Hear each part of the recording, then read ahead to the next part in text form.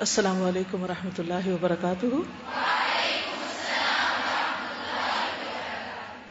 نحمده ونصلی علی رسولہ الکریم، اما بعد فاعوذ باللہ من الشیطان الرجیم، بسم اللہ الرحمن الرحیم، رب اشرح لی صدری ویسر لی امری واحلل عقدۃ من لسانی یفقہوا قولی۔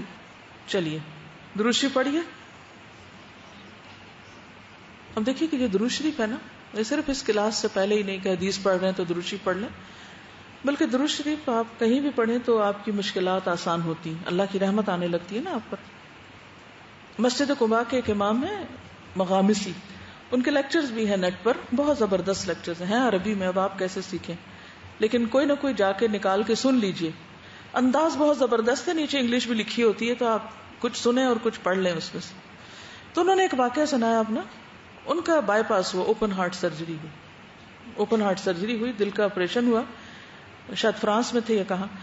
تو جس وقت وہ یعنی کہ اس کو آپ کو معلوم ہے نا، دل باہر نکال کے رکھتے ہیں پھر واپس ڈالتے ہیں، تو سارا کچھ کر کے تو سلائی ولائی بھی ہو گئی، ان کو کمرے میں لے گئے تو وہ دل پمپ نہیں کر رہا تھا صحیح طور پہ، خون جمنے لگ گیا یعنی۔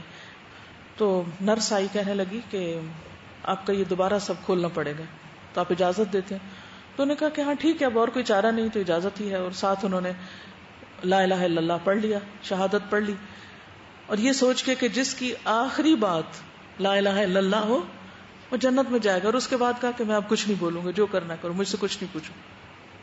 اچھا، اب وہ پڑھ چکے اور وہ ان کو لے جانے لگے دوبارہ آپریشن تھیٹر میں، تو کہتے ہیں کہ ایک لیبنیز نرس تھی یا ان کے ساتھ کوئی اٹینڈنٹ کھڑی تھی، کہتے بالکل ایک عام سی جیسے خاتون ہوتی ہیں، اپنی ڈیوٹی پر تھی، تو وہ مجھے نہیں جانتی تھی کہ میں کس مسجد کا امام ہوں، کہاں کا ہوں، کیا میری ہستی ہے۔ کہنے لگی یا شیخ صلی علی النبی، درود شریف پڑھو۔ ایک عام انسان ہے، ایک شیخ کو یاد کرا رہا ہے، کیونکہ وتواصوا بالحق، کبھی نہ سمجھیے کہ یہ تو استاذ ہے اور یہ استاذ ہیں اور یہ شیخ ہیں اور یہ فلاں ہیں اور ان کو کیا بتانا ہے، ان کو تو سب کچھ خود پتا نہیں، ہر ایک کو ضرورت ہوتی ہے ریمائنڈر کی۔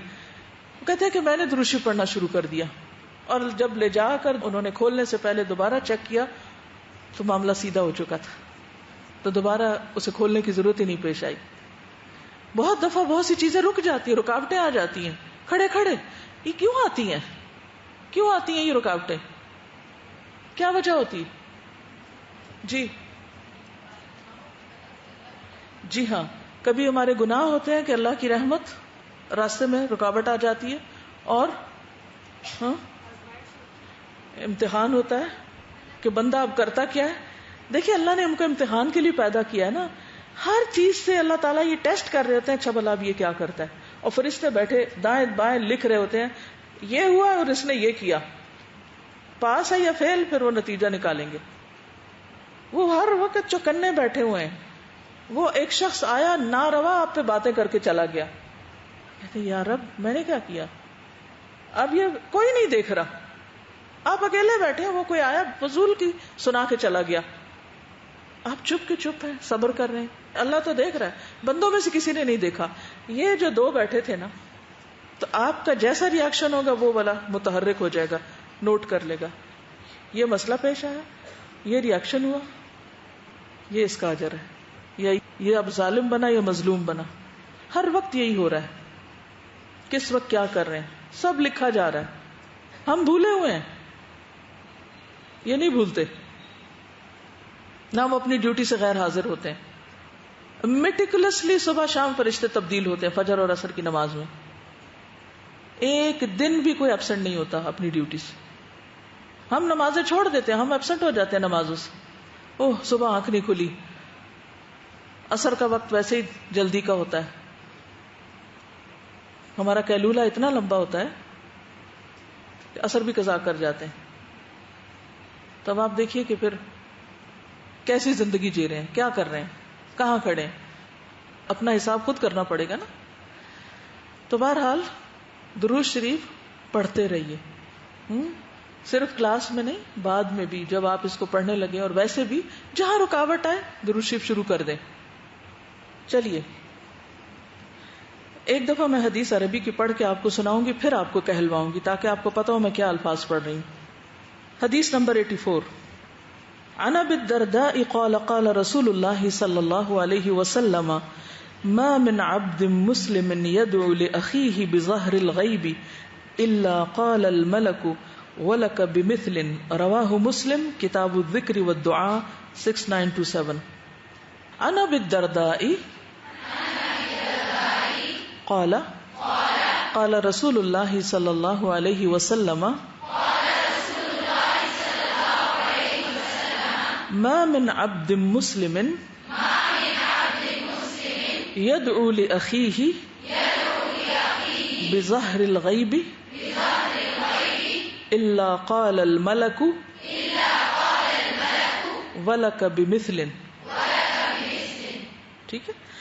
اب آپ دیکھیے کہ جب آپ اس طرح پیر بنا بنا کے بھی یاد کریں گے تو جلدی یاد ہو جائے گا. ٹھیک. عن ابی الدرداء قال قال رسول اللہ صلی اللہ علیہ وسلم ما من عبد مسلم يدعو لأخيه بظهر الغيب إلا قال الملك ولك بمثل. رواه مسلم کتاب الذکر والدعاء. سب پڑھیے ایک دفعہ.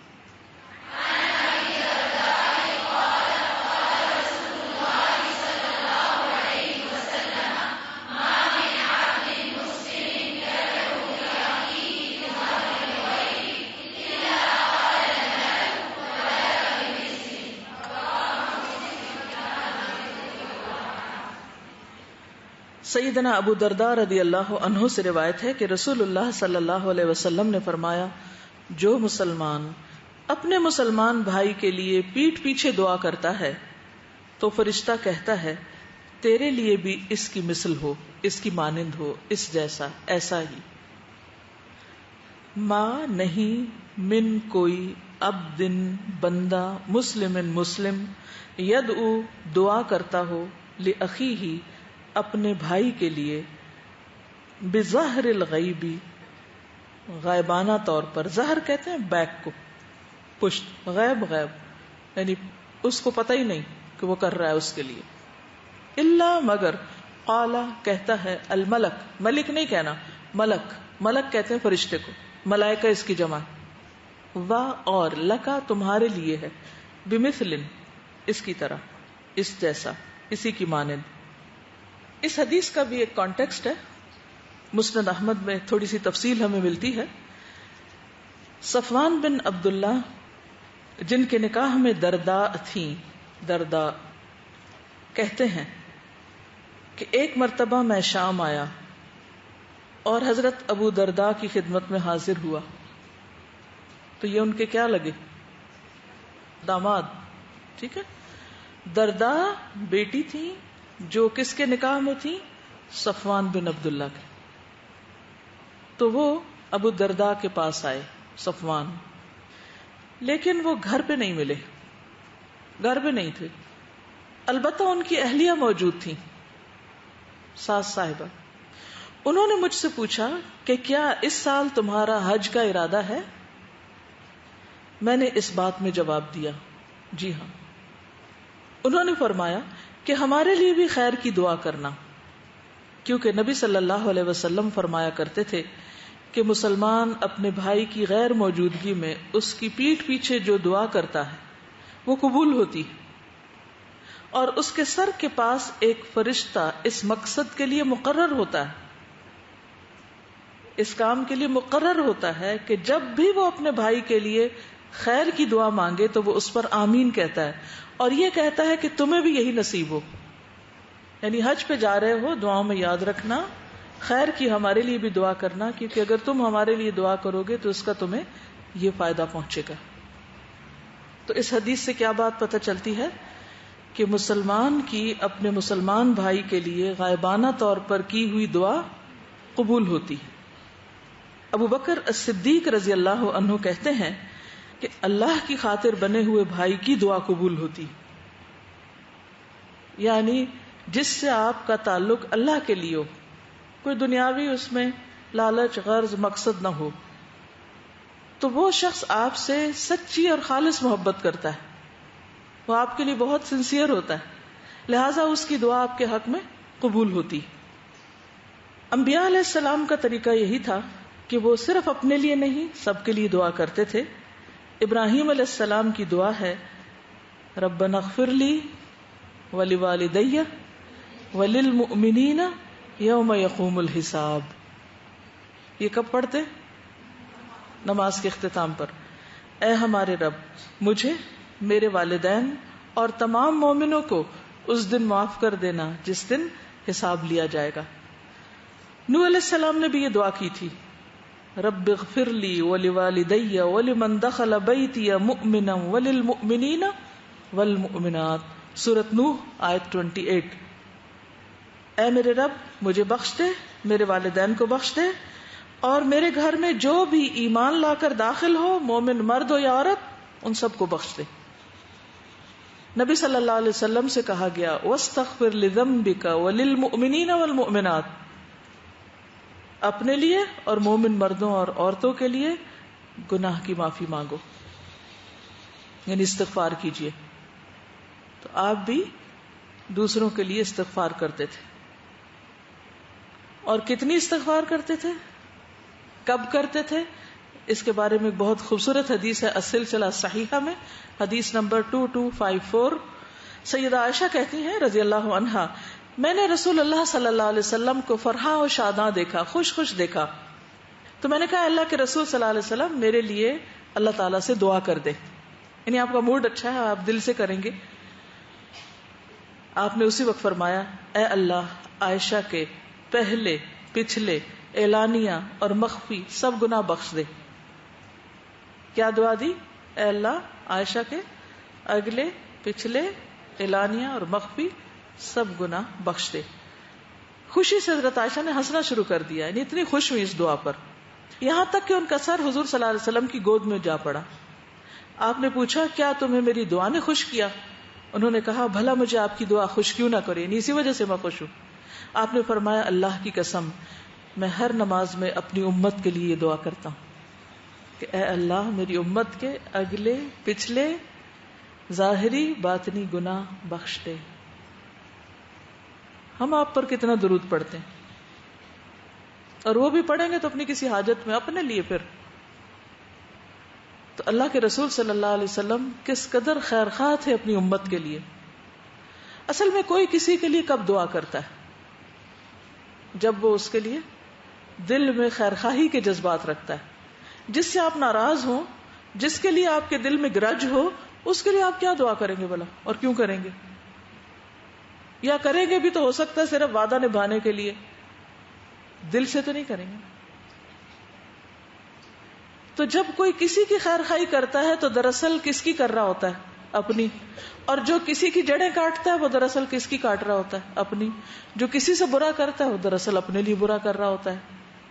ان احسنتم احسنتم لانفسکم، اگر تم نے احسان کیا، اچھا کیا تو اپنے لیے کیا، وان اسأتم فلہا، برا کیا تو اپنے لیے کیا.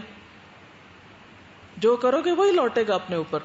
اب ایک شخص کسی کے لیے دعا مانگ رہا ہے، اب کیا ہے وہی لوٹ رہی ہے اس کے اپنے اوپر. دے وہ کسی کو رہا ہے، واپس اسی کے پاس آ رہی ہے. اور فرشتہ مقرر ہے، وہ اس کے لیے آمین کہہ رہا ہے. اور اس عمل سے دل کتنے کھلے ہو سکتے ہیں. لیکن اس وجہ سے صرف ہر وقت دوسروں کو نہیں کہتے رہنا چاہیے، بلکہ دوسروں کے ساتھ خیر خواہی اور بھلائی کرنی چاہیے کہ اس کے لیے آپ کے منہ سے اور آپ کے دل سے دعائیں نکلیں. کیونکہ حضرت ابو بکر صدیق نے کہا فرمایا کہ جو اللہ کی خاطر تمہارا بھائی ہوگا یا دوست ہوگا اس کی دعا قبول ہوگی، کیونکہ وہ سنسیریٹی کے ساتھ کرے گا، دل کی گہرائیوں سے کرے گا، جیسے کوئی اپنے لیے کر رہا ہو. آپ نے دیکھا ہوگا کہ زندگی میں بعض اوقات آپ دعا مانگ رہے ہوتے ہیں اور اچانک کسی کا خیال آ جاتا ہے آپ کو. اچھا کس کا خیال آتا ہے؟ یا اس کا آتا ہے جس نے آپ کے ساتھ بہت اچھا کیا ہو، یا اس کا آتا ہے جس نے آپ کے ساتھ بہت برا کیا ہو. عام طور پر زیادہ کس کا آتا ہے؟ جس نے بہت برا کیا ہو. اچھا کرنے والوں کو تو بھول ہی جاتے ہیں. تو ہر انسان کا اپنا اپنا معیار ہے، اپنا اپنا ظرف ہے، کون کس کے لیے کتنا کرتا ہے، کیا کرتا ہے. کسی کے لیے کر کے بھی اس پر احسان نہیں ہوتا، دراصل وہ اپنے آپ پر ہی احسان ہوتا ہے. ایمان والے کیا دعا مانگتے ہیں؟ سورۃ الحشر کی وہ دعا آتی ہے ربنا اغفر لنا ولاخواننا الذین سبقونا بالایمان ولا تجعل في قلوبنا غلا للذین آمنوا ربنا انک رؤوف الرحیم. اے ہمارے رب ہمیں اور ہمارے ان بھائیوں کو جو ہم سے پہلے ایمان لائے ہیں، گزر چکے ہیں، بخش دے، کیونکہ اب وہ تو دعاؤں کا ہی محتاج ہے نا. اور ہمارے دلوں میں اہل ایمان کے لیے کوئی بغض نہ رکھ، ان کے لیے بھی مانگ رہے اور اپنے لیے بھی. اے ہمارے رب بے شک تو بہت شفقت کرنے والا، رحم کرنے والا ہے. تو جو یہ دعا مانگے گا کہ اللہ ہمارے دل میں کسی کے لیے بغض نہ رکھ، وہ کس کا بھلا کرے گا؟ اس کا جس کے لیے اس نے بغض رکھا ہوا ہے، یا اپنا؟ کیا بھلا ہوگا اپنا کیا بھلا ہوگا؟ جب ہمارے دل سے دوسروں کے لیے بغض نکل جائے گا تو ہمارا دل چمک اٹھے گا، خالی ہو جائے گا، پیسفل ہو جائے گا. اور اگر یہ فضول چیزیں بھری رہیں تو پھر ہمارا کام متاثر ہوگا، کیونکہ عبادت میں بھی ہمیں وہی خیال آئے گا اور ہم پریشان رہیں گے. کوئی بھی اچھا کام کریں گے تو دل کے اندر وہی گڑبڑ رہے گی، تو اس سے فائدہ نہیں. تو اس کو نکالیے اپنے اندر سے. مومن کی پہچان کیا ہے؟ مومن کون ہوتا ہے؟ جو دوسروں کے لیے اپنے دل میں بغض رکھے، یا وہ جو ان کے لیے بھی وہی پسند کرے جو اپنے لیے کرتا ہے؟ وہ حدیث یاد ہے؟ انس بن مالک کی روایت ہے، ان نبی اللہ صلی اللہ علیہ وسلم قال، آپ صلی اللہ علیہ وسلم نے فرمایا، والذی نفسی بیدہ، قسم اس ذات کی جس کے ہاتھ میں میری جان ہے، لا یؤمن عبد، کوئی بندہ ایمان والا نہیں ہو سکتا، ایمان نہیں لاتا، حتی یحب لاخیہ ما یحب لنفسہ من الخیر، جب تک کہ اپنے بھائی کے لیے بھلائی میں سے وہی پسند نہ کرے جو اپنے لیے پسند کرتا ہے. تو یہ تو ہمارے ایمان کا تقاضا ہے کہ ہم دوسروں کی خیرخواہی کریں اور ان کے لیے بھی دعائیں کریں. کچھ کہیں گے؟ میں نے پرسنلی ایکسپیرینس کیا ہے کہ کچھ لوگ ہمارے ساتھ زیادتی کرتے ہیں اور ہم سوچتے ہیں کہ اگلے لوگ بدل نہیں سکتے اور ہمارے ساتھ شاید کبھی اچھا نہ کریں. لیکن میرا پرسنلی ایکسپیرینس ہے کہ جب میں نئی ہاسٹل میں آئی تو مجھے فیس کرنا پڑے کچھ اسٹوڈنٹس ایسے تھے ساتھ میں روم میٹس کہ جو میرے سے خوش نہیں تھے. تو رمضان کا مہینہ چل رہا ہے اور مجھے آج بھی یاد ہے کہ وہ میرے ساتھ نماز پڑھ رہی تھی اور میرے اس کے ساتھ ریلیشن شپ ویسے اچھے نہیں تھے، لیکن میں نے اس کے لیے اس وقت بھی دعا کی اور کتنے دنوں تک میں کنٹینیوسلی دعا کرتی ہوں. اور ایون یقین کریں کہ رات کو مجھے اٹھا کے کہتی ہے کہ باجی آئی ایم ریئلی سوری، میں نے آپ کے ساتھ برا کیا.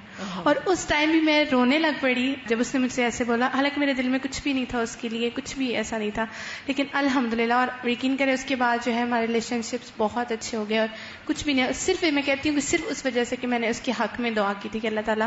اور آپ کو پتہ ہے یہ بہت مشکل کام ہے کہ کسی ایسے شخص کے لیے دعا کرنا اور کنٹینیوسلی دعا کرنا جس سے ہمیں تکلیف پہنچی ہو اور جو ہمیں اچھا نہ سمجھتا ہو. لیکن ایسا یہ تیر بہدف نسخہ ہے کہ آپ ایسا کریں گے تو تعلقات بھی اچھے ہوں گے اور دوسرا شخص خود ریئلائز کر لے گا. ورنہ جب تک آپ کھینچا تانی کریں گے نا، آپ اس کو تانے دیتے رہیں گے، آپ اس کو اس کی غلطیاں ہی بتاتے رہیں گے اور آپ اس کو ریئلائز کراتے رہیں گے تم یہاں غلط ہو، تم یہاں غلط ہو، تم یہاں غلط ہو. وہ اور ڈیفینسو ہوگا اور دور ہوگا، پھر واپس آپ کو کاٹنے کی فکر کرے گا، کھچاؤ اور بڑھے گا، مسئلہ حل نہیں ہوگا. جی ایک بات میں کہنا چاہتی ہوں کہ ہم لوگ یہ تو کہہ لیتے اپنے امی ابو کو کہ ہمارے لیے دعا کرنا، لیکن یہ جو بات آپ نے بولی ہے نا کہ ہمارا بیہیویئر ایسا ہونا چاہیے کہ ان کے دل سے دعا نکلے، تو پیرنٹس کے لیے بھی ضروری ہے کہ ہم ان کے ساتھ ایسا بیہیویئر اپنا رکھیں کہ پھر ان کے دل سے ہمارے لیے دعا نکلے. جب آپ دوسروں کے لیے انشاءاللہ خیرخواہ ہو جائیں گے تو خود بخود ان کے دلوں میں آپ کی قدر آ جائے گی اور وہ آپ کے لیے دعائیں کرنے لگیں گے. یعنی بعض لوگوں کے لیے اتنی دعا کرنے کو دل چاہتا ہے حالانکہ انہوں نے کہا بھی نہیں ہوتا کئی دفعہ، کیونکہ انہوں نے اللہ کی خاطر کوئی آپ پر احسان کیا ہوتا ہے، کسی بدلے کے لیے نہیں، کسی صلے کے لیے نہیں، کیونکہ وہ خود اللہ سے ڈر رہے ہوتے ہیں. تو اللہ سے ڈرنے والے کون ہوتے ہیں؟ کہ جو ہر کام آخرت کی فکر میں کرتے ہیں. جیسے وہ سورۃ الدہر میں آتا ہے نا، وَيُطْعِمُونَ الطَّعَامَ عَلَى حُبِّهِ مِسْكِينًا وَيَتِيمًا وَأَسِيرًا، جو اللہ کی محبت میں کھلاتے ہیں کس کو؟ مسکین، یتیم، اسیر کو. کیا کہتے ہیں؟ انما نطعمکم لوجہ اللہ، ہم تمہیں اللہ کی خاطر کھلا رہے ہیں. لا نرید منکم جزاء ولا شکورا، ہم تم سے نہ کوئی بدلہ چاہتے ہیں نہ شکریہ چاہتے ہیں. تو جو لوگ شکریہ کی بھی خواہش نہیں رکھتے اور آپ پر احسان کرتے ہیں، اور وہ کیوں کرتے ہیں احسان؟ انا نخاف من ربنا، کیونکہ تقوی کی وجہ سے. ہم اپنے رب سے ڈرتے ہیں. یومن عبوسا قمطریرا، اس سخت دن کے عذاب سے جو بہت ہی منہ بسورے ہوئے.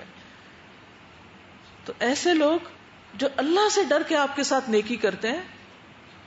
وما لأحد عنده من نعمة تجزى الا ابتغاء وجه ربه الاعلى، جو اپنے رب اعلیٰ کی رضا حاصل کرنے کے لیے، اپنے رب اعلیٰ کے چہرے کے دیدار کے لیے نیکی کرتے ہیں بندوں کے ساتھ. وہ یہ نہیں چاہتے کہ اچھا یہ پین میں نے تمہیں دیا تو مجھے بھی پین دو، نہیں دو گی تو میں دل میں گرج رکھوں گی تمہارے خلاف.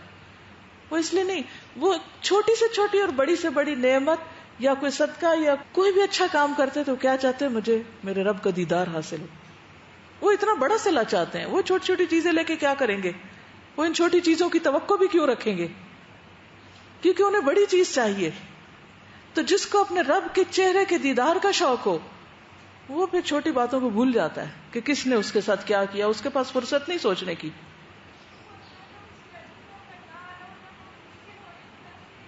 ویری گڈ، الحمدللہ.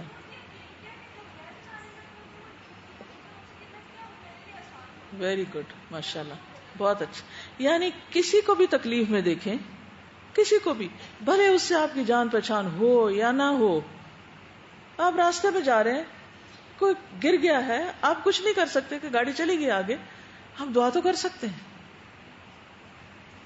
جی. نبی صلی اللہ علیہ وسلم کی زندگی میں بہترین مثالیں اس کی ملتی ہیں، اور اسلام اسی طرح پھیلا ہے کہ آپ صلی اللہ علیہ وسلم نے طائف کے لوگوں کو معاف کیا، فتح مکہ کے دن مکہ کے لوگوں کو معاف کیا، اور کس طرح سے وہ آپ کے گرویدہ ہو جاتے تھے آپ سے ملنے کے بعد. دین پھیلتا ہی تبھی ہے، اس کے بغیر نہیں پھیلتا. چلیے، ثابت رضی اللہ تعالیٰ عنہ سے مروی ہے کہ حضرت انس رضی اللہ عنہ جب اپنے بھائی کے لیے دعا کرتے تو یوں کہتے: جعل اللہ علیہ صلاۃ قوم ابراری لیسوا بظلمۃ ولا فجاری یقومون اللیل ویصومون النہار. اللہ تعالیٰ اس پر رحمتیں اور دعائیں بھیجے ان لوگوں کی جو نہ ظالم ہے نہ فاجر، راتوں کو عبادت کرتے ہیں اور دن کو روزے رکھتے ہیں. ایسی دعا کبھی سوچ میں بھی آئے گی آپ کے؟ صرف خود نہیں کرتے تھے دعا، بلکہ کہتے تھے کہ اس کو دعائیں لگیں، دعائیں ملیں ایسے لوگوں کی جو نیک ہیں، ظالم نہیں ہیں. یعنی میں تو کر ہی رہا ہوں فلاں کے لیے دعا، یا اللہ اس کے لیے ایسے ایسے نیک لوگ دعائیں کریں جو روزے رکھنے والے ہیں، جو تہجد پڑھنے والے ہیں، جو کسی پہ ظلم نہیں کرتے. آپ ذرا ڈیپتھ دیکھیے اس خیر خواہی کی. مثلا ایک شخص بگڑ رہا ہے، ہر شخص کے ساتھ بدتمیزی کرتا ہے، بہت غلطیاں کر رہا ہے، بڑی خرابیاں کر رہا ہے. عموماً ہمارا ریاکشن اس کے ساتھ کیا ہوتا ہے؟ اس کے ساتھ رویہ کیا ہوتا ہے؟ محاذر آئی، پیچھے بیٹھ کے اس کی غیبتیں کرنا، گروپ بازی کر لینا، اور اس طرح کی بہت سی خرابیاں جو ہمارے معاشرے میں گھروں گھروں میں عام ہیں. کیا اس کی اصلاح ہو جاتی ہے اس سے؟ کیا مسئلہ ختم ہو جاتا ہے؟ نہیں، کیونکہ وہ تو بیمار ہے نا. تو بیمار کے ساتھ کیا کرنا چاہیے؟ اس پر رحم کرنا چاہیے اور اس کے لیے دعا کرنی چاہیے کہ اللہ اس کو اخلاق دے، اس کو ہدایت دے. انصر اخاک ظالما او مظلوم، اپنے بھائی کی مدد کرو خواہ ظالم ہو یا مظلوم.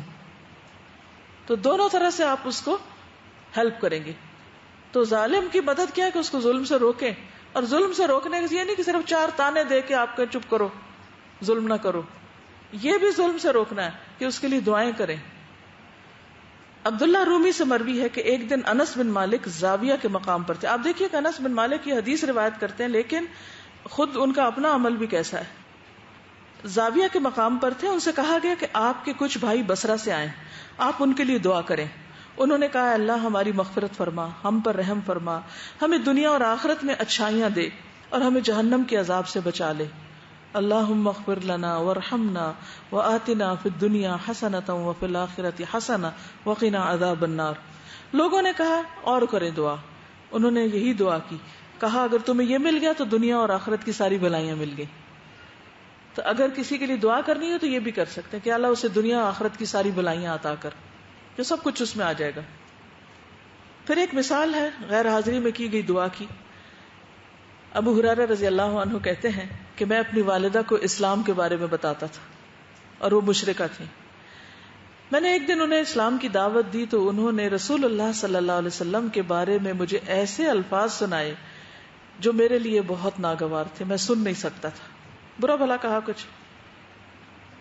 آج اگر کسی کے والدین ایسا کچھ کریں تو وہ کیا کرے گا؟ یہاں دیکھیے ابو ہریرہ نے کیا کیا. کہتے کہ میں اسی حال میں حضور صلی اللہ علیہ وسلم کی خدمت میں حاضر ہوا. میں رو رہا تھا صدمے سے کہ ایک طرف ماں ہے اور ایک طرف اللہ کے رسول ہیں اور وہ کیا کر رہی ہیں اور ان کی آخرت کی بھی فکر. تو ایسی سچویشن انسان کو بہت دکھی کر دیتی. تو روتے ہوئے آپ کے پاس آئے، عرض کیا اللہ کے رسول صلی اللہ علیہ وسلم میں نے اپنی والدہ کو اسلام کی دعوت دی اور انہوں نے آپ کے بارے میں ایسی باتیں کی کہ جو میں اپنے زبان پہ نہیں لا سکتا. آپ دعا کر دیجئے ان کے لیے کہ اللہ ان کو ہدایت دے دے. آپ نے اسی وقت اللہ سے دعا کی، اے اللہ ابو ہریرہ کی والدہ کو ہدایت دے دے. اب کیا ہوا؟ یہ کہہ کے حضرت ابو ہریرہ واپس آ گئے گھر میں. جو ہی واپس آئے تو دیکھا کہ گھر کا دروازہ بند ہے اور پانی گرنے کی آواز آ رہی. تو میری والدہ نے جب میرے واپس آنے پر میرے قدموں کی آواز سنی تو کہا ابو ہریرہ اپنی جگہ پہ رک جاؤ. میں نے انتظار کیا.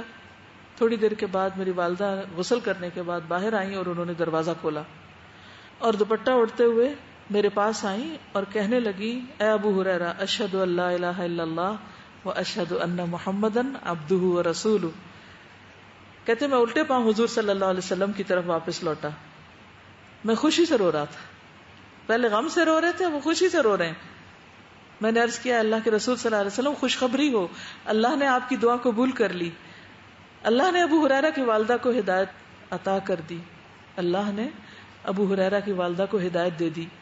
تو آپ صلی اللہ علیہ وسلم نے مزید اللہ کی تعریف کی، شکر ادا کیا اور کچھ بھلائی کے جملے ادا کیے. میں نے عرض کیا اے اللہ کے رسول صلی اللہ علیہ وسلم آپ اللہ سے دعا کیجئے کہ وہ میری اور میری والدہ کی محبت اپنے مومن بندوں کے دل میں ڈال دے، کہ وہ میری اور میری والدہ کی محبت اپنے مومن بندوں کے دل میں ڈال دے اور ہمارے دلوں میں ان کی محبت پیدا کر دے، مومنوں کی محبت. تو رسول اللہ صلی اللہ علیہ وسلم نے فرمایا اے اللہ ان کو اپنے بندوں کے ہاں محبوب کر دے اور مومنوں کی محبت ان کے دلوں میں ڈال دے. ابو ہریرہ کہتے ہیں کوئی مومن ایسا پیدا نہیں ہوا جس نے میرا ذکر سنا ہو یا مجھے دیکھا ہو اور اس نے مجھ سے محبت نہ کی ہو. ہر صاحب ایمان نے محبت کی. دیکھیے والدہ ایک انتہائی غلط کام کر رہی ہیں، بہت بڑا پرابلم آ گیا. سولوشن کیسے نکالا گیا؟ ہمیں پرابلم سالونگ نہیں آتی کیونکہ ہم نے سیرت پڑھی نہیں. پڑھی بھی ہے تو بس کہانی پڑھی ہے، اپنے عمل کے لیے نہیں پڑھی. تو یہ وہی بات ہے کہ جب دیکھا اتنا بڑا غلط کام تو فوراً دعا کروائی جا کے. صرف شکایتیں نہیں لگائیں. ہمارے عام طور پہ کیا ہوتا ہے شکایتیں لگائی جاتی ہیں، فلاں ایسا کرتا ہے ایسا کرتا ہے ایسا کرتا ہے، وہ بھی ساتھ غیبت شروع ہو جاتی ہے. یک طرفہ سٹوری سن کے تو وہ بھی اپنی رائے بنا لیتا ہے اور پھر نتیجہ کیا ہوتا ہے؟ مسائل حل ہوتے ہیں ہمارے؟ کوئی مسئلہ حل نہیں ہوتا. ہم دلوں میں نفرتیں پال لیتے ہیں. یہاں آپ دیکھیے اپوزٹ بات کرتے ہیں. اللہ کے رسول دعا کیجئے کہ ہمارے دلوں میں ایمان والوں کی اور ان کے دلوں میں ہماری محبت پیدا کر دے، کیونکہ محبت سے کام آسان ہو جاتے ہیں. نفرتیں زندگی کو مشکل بنا دیتی ہیں، ہر چیز کو مشکل بنا دیتی ہیں. اور پھر آپ دیکھیے کہ صحابہ کرام کی آپس کی جو محبت تھی اس میں خصوصاً وہ موقع جو مواخات کا موقع ہے، کس طرح نبی صلی اللہ علیہ وسلم نے مہاجرین اور انصار کے درمیان بھائی چارہ پیدا کیا. اس کی تفصیلات جو ہے سیرت کی کتابوں میں موجود ہیں. اور اس میں انصار نے یک طرفہ طور پہ ایثار کیا، انہیں مہاجرین سے کچھ بھی نہیں مل رہا تھا، ون سائیڈڈ. اس کے بارے میں بھی حضرت انس روایت کرتے ہیں کہ مہاجرین نے کہا اللہ کے رسول صلی اللہ علیہ وسلم جس قوم کے ہاں ہم آئے ہیں ان سے بہتر قوم ہم نے نہیں دیکھی. کون؟ انصار، مدینہ والے. ان سے بہتر قوم ہم نے نہیں دیکھی، یہ بہت ہی اچھے لوگ ہیں، تعریف کر رہے ہیں اس کی. وہ کم میں بھی بہترین ہمدردی کرنے والے ہیں، ان کے پاس تھوڑا سا بھی ہوتا ہے اس میں بھی وہ خیر کرتے ہیں، اور زیادہ میں بہترین خرچ کرنے والے ہیں. یعنی تھوڑا ہوتا ہے تب بھی کرتے ہیں، زیادہ ہوتا ہے تو اچھی چیز کرتے ہیں. وہ محنت میں ہماری طرف سے کافی ہو گئے اور پیداوار میں ہم کو شریک کر لیا. یعنی ہم سے اتنا کام بھی نہیں لیتے لیکن جو پھل آتا ہے درختوں کا، کھجوروں کا، اس میں ہمیں حصہ دیتے ہیں. ہمیں ڈر ہے کہ سارا اجر ان کو مل جائے گا. نظر آخرت پہ رہنا، دنیا کے فائدوں پر نہیں ہے، دنیا کی لالچ نہیں ہے. رسول اللہ صلی اللہ علیہ وسلم نے فرمایا نہیں، جب تک تم ان کی تعریف کرو اور اللہ سے ان کے لیے دعا کرتے رہو تو سارا اجر ان کو نہیں ملے گا، تمہیں بھی ملے گا. پھر ان کے اجر سے کم کر کے نہیں، اللہ اپنی طرف سے دے گا. کب؟ دو چیزیں، جب تم ان کی تعریف کرو اور ان کے لیے دعا کرو. جب تم ان کے لیے دعا کرو گے تو وہ جو تم پر احسان کر رہے ہیں اس کا انہیں بھی اجر ملے گا اور تمہیں بھی مل جائے گا. تو اس سے بہت بڑی بات ہم سیکھ رہے ہیں کہ مثلاً اگر ایک شخص دوسرے شخص پر کوئی احسان کرتا ہے تو ایسی صورت میں اسے کیا کرنا چاہیے؟ کھلے دل سے اس کا اعتراف کرنا چاہیے. کسی کی خیر اور بھلائی کا کھلے دل سے اعتراف، اور اتنا اعتراف کہ پھر دل سے دعائیں نکلنے لگے. اب آپ دیکھیے کہ مال والے کے پاس دینے کو مال ہے، لیکن جس کے پاس مال نہیں وہ بیچارہ کیا کرے؟ وہ کیا شرمندہ پھرے؟ ہوتا تو عام طور پہ ایسا ہی ہے نا کہ جب ایک دوسرے پہ خرچ کر دے اور دوسرے کے پاس کچھ نہ ہو تو پھر وہ دل میں ایک گھٹن سے محسوس کرتا ہے کہ میں کیا کروں. تو کرنے کے لیے کیا؟ تعریف کر دے. ضروری نہیں کہ صرف سامنے خوشامد کرے، پیچھے لوگوں میں بیٹھ کے اس کی تعریف کریں اور اس کے لیے دعا کریں. جب آپ اس کے لیے یہ کریں گے تو یہ کسی مادی تحفے سے کم نہیں ہے.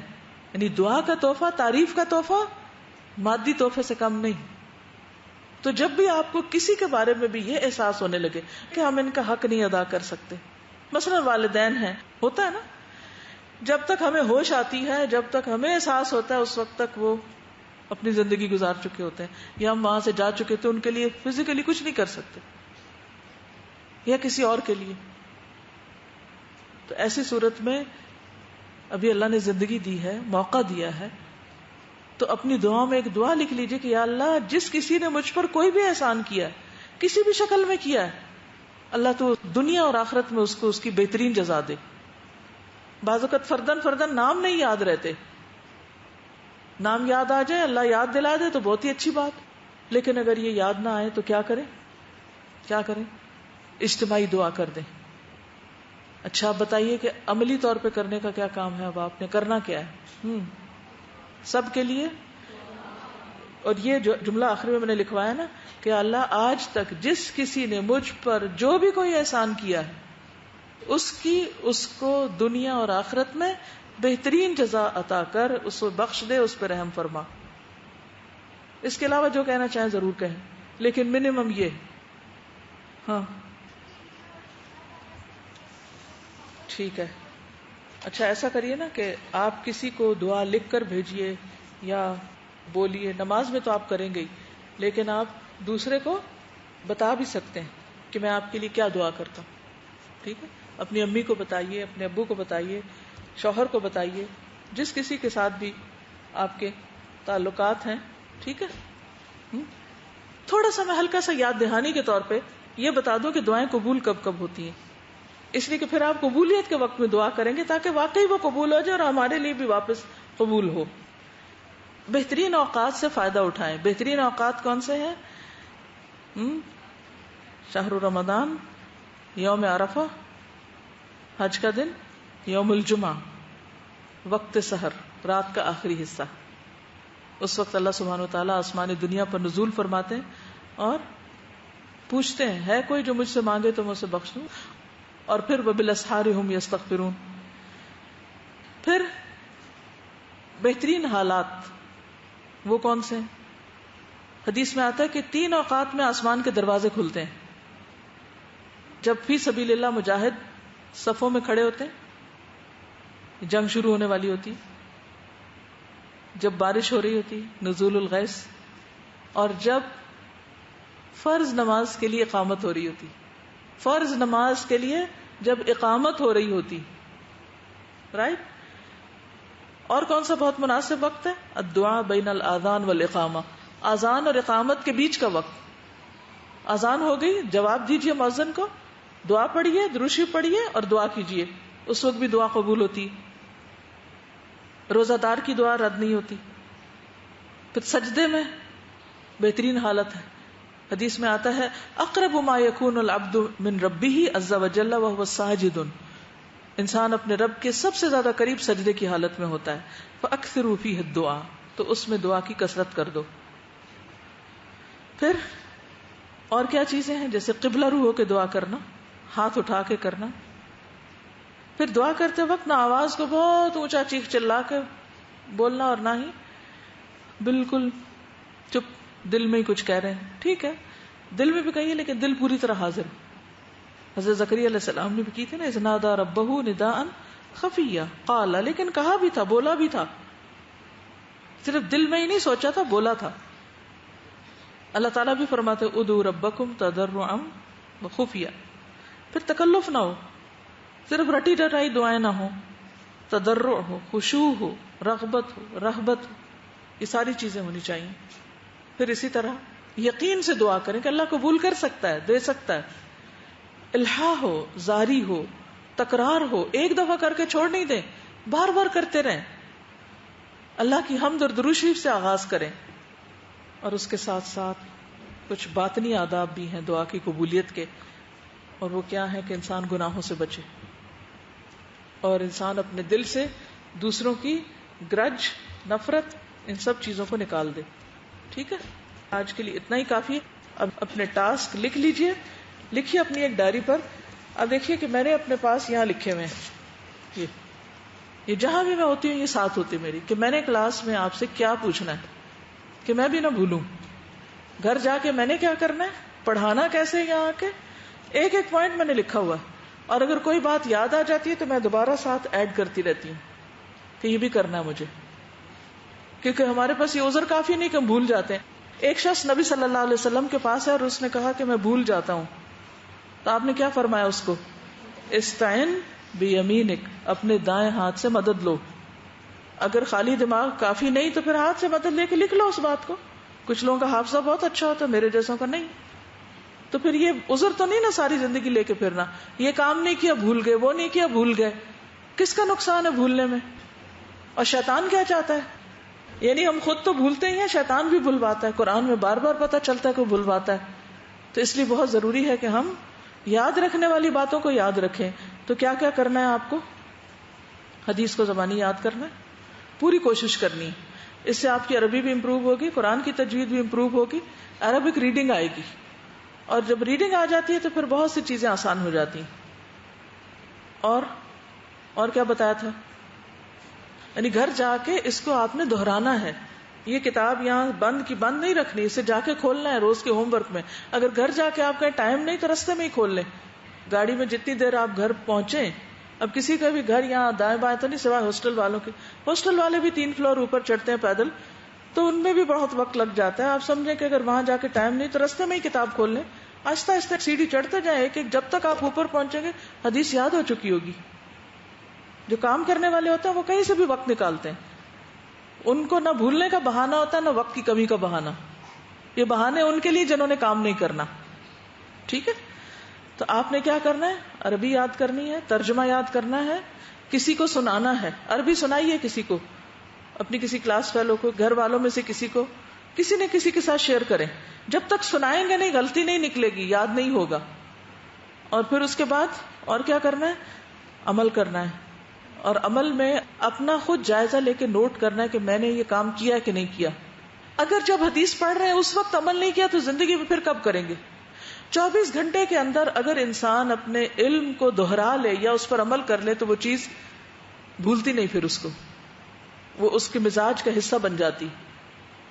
تو اس لیے یہ کرنے والا کام تو کرنا ہی ہے. اور پھر اس کے بعد کل واپس آ کر انشاءاللہ جو بھی کوئی نئی چیز ہے جس سے آپ سمجھتے ہیں کہ دوسروں کو فائدہ پہنچا سکتے ہیں وہ دوسروں کے ساتھ شیئر کریں. چلیے، وآخر دعوانا ان الحمد للہ رب العالمین. سبحانک اللہم وبحمدک، اشہد ان لا الہ الا انت، استغفرک واتوب الیک. السلام علیکم ورحمۃ اللہ وبرکاتہ.